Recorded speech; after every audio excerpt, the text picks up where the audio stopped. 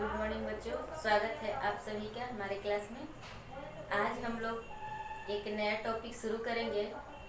पढ़ेंगे वाच्य, जानेंगे कि वाच्य किसे कहते हैं और इसकी परिभाषा आप लोग लिखते और समझते चलिएगा।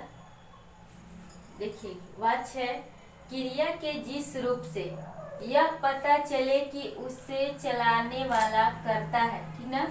क्रिया के जिस रूप से यह पता चले कि उसे चलाने वाला क्या है, करता है, कर्म है या भाव है, उसे वाच्य कहते हैं। या तो कर्ता होगा, या तो कर्म होगा, या तो उसका भाव होगा, उसी को हम लोग वाच्य कहते हैं। जैसे क्रिया तो सबको पता है कि काम करने वाले को क्रिया कहते हैं, जैसे पढ़ना लिखना खेलना कूदना।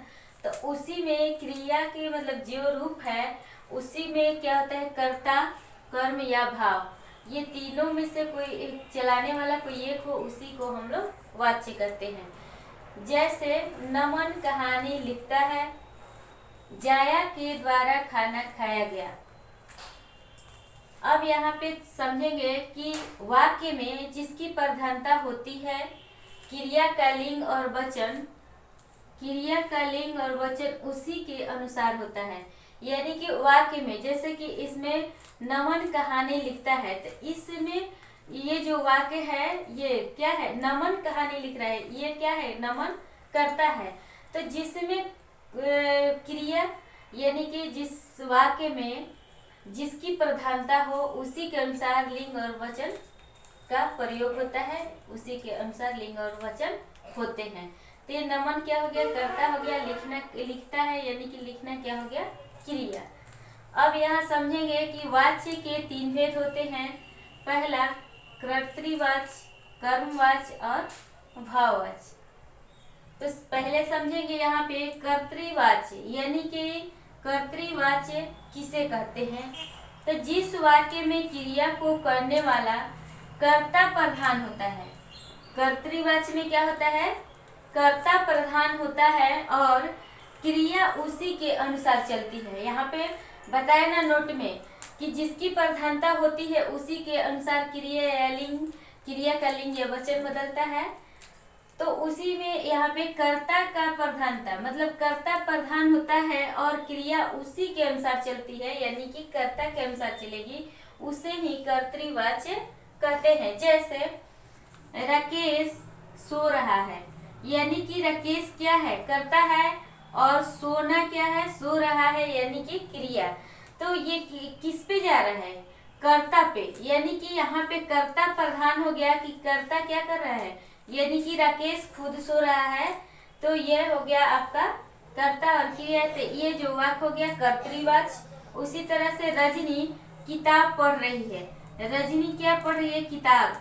तो ये हो गया आपका कर्तृवाच्य। यहाँ समझेंगे कि घनश्याम लिख रहा है, तो घनश्याम क्या हो गया, कर्ता, और लिखना क्रिया, यानी कि इसमें किसकी प्रधानता है, कर्ता का। तो ये हो गया कर्तृवाच्य। अब हम लोग लिखेंगे कर्मवाच्य और भाववाच्य, यानी कि कर्मवाच्य किसे कहते हैं और भाववाच्य किसे कहते हैं। अब हम लोग देखेंगे कर्मवाच्य, यानी कि कर्मवाच्य किसे कहते हैं। तो जिस वाक्य में क्रिया का मुख्य विषय कर्म हो, क्रिया का मुख्य विषय क्या हो, कर्म हो, उसे कर्मवाच्य कहते हैं। मतलब कि इसमें कर्म की अधिक प्रधानता होती है, और कर्तृवाच्य में पढ़े हम लोग की कर्ता की उसमें अधिक प्रधानता थी, और इसमें कर्मवाच्य में कर्म की अधिक प्रधानता है। तो मुख्य विषय इसमें कर्म हो उसे ही कर्मवाच्य कहते हैं। जैसे मोहित से पतंग उड़ाई जाती है, मतलब किससे पतंग उड़ाई जा रही है, तो मोहित से। तो क्या उड़ाई जा रही है, पतंग उड़ाई जा रही है, यानी कि पतंग क्या है, कर्म। मोहित हो गया कर्ता, उड़ाना हो गया क्रिया, और पतंग हो गया कर्म। तो इसमें सबसे अधिक कर्म की प्रधानता है, तो ये हो गया कर्मवाच्य। उसी तरह से संजना के द्वारा कपड़े धोए गए, मतलब किसके द्वारा धोए गए, तो संजना के द्वारा कपड़ा को धोया गया। तो ये हो गया कर्मवाच्य, कर्मवाच्य के ये वाक्य हो गए। इसमें हम लोग थोड़ा सा और देखेंगे कि कर्मवाच्य को पहचानने के लिए क्या किया जाता है। तो कर्मवाच्य में कर्ता के साथ, कर्मवाच्य जो है वाक्य, उसमें कर्ता के साथ से, द्वारा या के द्वारा अवश्य लगा होता है। ठीक ना, क्या क्या लगा रहता है? से, द्वारा या के द्वारा, से के द्वारा। अब देखिए जैसे यहाँ पे देखिए मोहित से लगा हुआ है ना, तो ये कर्मवाच्य हो गया। फिर इसमें संजना के द्वारा लगा हुआ है, तो ये हो गया कर्मवाच्य। तो जिसमें ऐसे शब्द मिले से के द्वारा, तो उसको हम लोग पहचान जाएंगे कि ये जो वाच्य है ये किसका है? कर्मवाच्य। और जिसमें कर्ता की प्रधानता हो उसे कर्तृवाच्य, और ये हो गया कर्मवाच्य। अब हम लोग समझेंगे कि भाववाच्य किसे कहते हैं। भाव से ही मतलब समझ में आता है कि इसमें भावना की ज्यादा प्रधानता है, जिसमें भाव प्रकट हो। जैसे संज्ञा में हम लोग पढ़े थे कि भाववाचक में केवल हम लोग महसूस करते हैं, उसी को भाववाचक कहते हैं। जैसे दिया हुआ है, जिन वाक्यों में क्रियाएं कर्ता या कर्म के अनुसार, यहाँ समझेंगे वाक्य में क्या है? कर्ता या कर्म के अनुसार न होकर, इस पे ज्यादा फोकस करेंगे। कर्ता या कर्म के अनुसार न होकर भाव के अनुसार होती है, उसे भाववाच्य कहते हैं।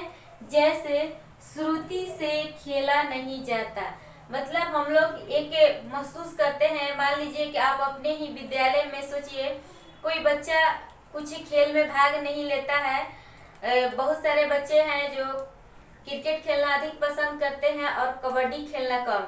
तो वो बच्चे क्या, उसमें हम लोग क्या कहते हैं? उस समय बोलेंगे कि इस बच्चे को कबड्डी खेलने में रुचि नहीं है, यानी कि इससे कबड्डी खेला नहीं जाता। ठीक, मतलब कि वो खेलने में रुचि नहीं रखता है। जैसे दिया है पक्षियों से उड़ा जाता है, तो हम लोग अपने आप को कैसा फीलिंग करते हैं? महसूस करते हैं कि पक्षियों से उड़ा जाता है, लेकिन हम लोगों से तो उड़ा ही नहीं जाता है। ठीक ना, हम लोग तो एरोप्लेन के सहारे उड़ते हैं, तो पक्षियां खुद उड़ती है, तो यानी कि पक्षियों से उड़ा जाता है और हमसे उड़ा नहीं जाता है। तो ये हो गया भाववाच्य। तो इस तरह से आप लोग समझे कि कर्मवाच्य किसे कहते हैं, भाववाच्य किसे कहते हैं, और पहला जो हम लोग समझे थे कर्तृवाच्य किसे कहते हैं। अब थोड़ा सा हम लोग समझेंगे कि कर्मवाच्य और कर्तृवाच्य को कैसे परिवर्तित करेंगे, कैसे उसको चेंज करेंगे। देखिए यहाँ पे समझेंगे कि कर्तृवाच्य से कर्मवाच्य में कैसे बदले, यानी कि परिवर्तन कैसे करें। कर्मवाच्य से फिर कर्तृवाच्य में परिवर्तन करना है। देखेंगे कर्तृवाच्य और इधर है कर्मवाच्य। सुरेश पत्रिका पढ़ता है, ये क्या है? कर्तृवाच्य, यानी कि सुरेश पत्रिका पढ़ता है। इसमें क्या है? सुरेश पे ज्यादा जोर हो रहा है, और सुरेश से पत्रिका पढ़ा नहीं जाता। तो जिसमें हम लोग पढ़े थे कर्मवाच्य में कि जिसमें से के द्वारा रहे वो कर्मवाच्य होता है। तो इसी तरह से इसमें से है तो क्या हो जाएगा? कर्मवाच्य। फिर रंजना नृत्य कर रही है, तो रंजना क्या करे? रंजना इसमें क्या हो गया? कर्ता, यानी कि कर्ता पर विशेष जोर हो रहा है। और रंजना से नृत्य किया नहीं जाता, यानी कि रंजना से के द्वारा कर्म। गोकुल से सेब, गोकुल ने सेब खाया, और गोकुल के द्वारा सेब खाया गया। चौथा है शर्मा जी कल हिंदी पढ़ाएंगे, तो शर्मा जी के द्वारा कल, ठीक ना, शर्मा जी के द्वारा यहाँ पे हो जाएगा कल हिंदी पढ़ाया जाएगा, यानी कि के द्वारा है ना, शर्मा जी के द्वारा। तो के द्वारा जब आया तो ये हो जाएगा कर्मवाच्य। उसी तरह से बच्चों ने कहानियां सुनाई, तो बच्चों ने कहानियां सुनाई, यानी कि बच्चों के द्वारा कहानियां सुनाई गई। यहाँ पे बच्चों ने कहानियां सुनाई, बच्चे कहानियां सुनाए, ऐसे भी बन सकते हैं। ने को हम लोग लुप्त भी कर सकते हैं कर्ता के साथ, जैसे कर्ता ने पढ़े हो गए कारक चिन्ह यानी कारक की विभक्ति, तो ने के बाद ऐसे जीरो दिया रहता है, यानी कि कर्ता के साथ जो हम ने का प्रयोग करते हैं इसको लुप्त भी कर सकते हैं, यानी कि छुपा भी सकते हैं। जैसे आप लोग बनाते हैं भिन्न वाला 1/2, तो इसमें हम लोग को जब यहाँ पे दो प्लस करके यहाँ 2 लिखा जाता है तो यहाँ पे अपने आप मालूम रहता है कि यहाँ क्या है, एक छुपा हुआ है।